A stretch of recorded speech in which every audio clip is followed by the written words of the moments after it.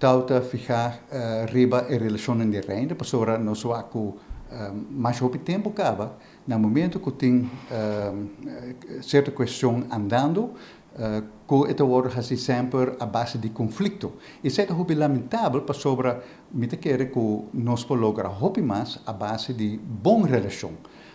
Nós podemos dizer, por exemplo, que o último arreglo que tem, arreglo mútuo onderlinge regeling, que afirma recentemente, se nós vamos no começo que a Holanda a oferecer a Aruba sua ajuda, nós põe quase 500 milhões de euros disponíveis para as três islas. Então, Island naturalmente contento, pero não bisa pero nós não quer ter a condição de Holanda. Nós está país autônomo, nós mesmos temos que regras nos conta, nós temos parlamento e não provar ribaloma de parlamento, olvidando que o parlamento continuamente arrunga papel totalmente disfuncional de nosso sistema democrático. Então, dentro conflito não com a bem depois que nós não quer emitimento de parte de Holanda. Holanda diz, ok, o que você quer? Ok, não vai por fim de acordo, mas, mientras tanto, quase 500 milhões de euros, a barra tem apenas 120 milhões de euros.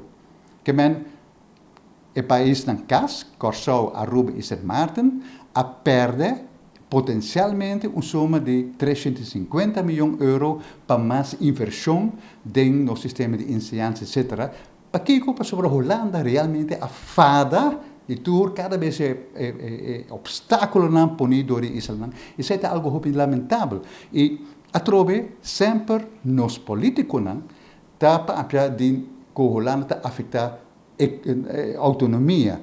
Pero a pergunta está, qual autonomia não está afetada? Wel, dat is somente político, não. Político está hambrando a autonomia para sobreviver não por hasi e desassi, menos que o povo mesmo está sofrendo essa aqui e tem investigação que diz que o povo mesmo, grande maioria, está preferindo o controle de parte de Holanda para motivo de desconfiança grande que tem dentro do povo para os próprios políticos. Que me quer que o povo de Aruba Mensen landen hopen mais, mensen moeten zo voz crítico para exigir realmente para ter controle não tanto de Holanda só, mas também de parte de nós mesmo povo e pensei também proposição para mais participação de comunidades em manejo de governo.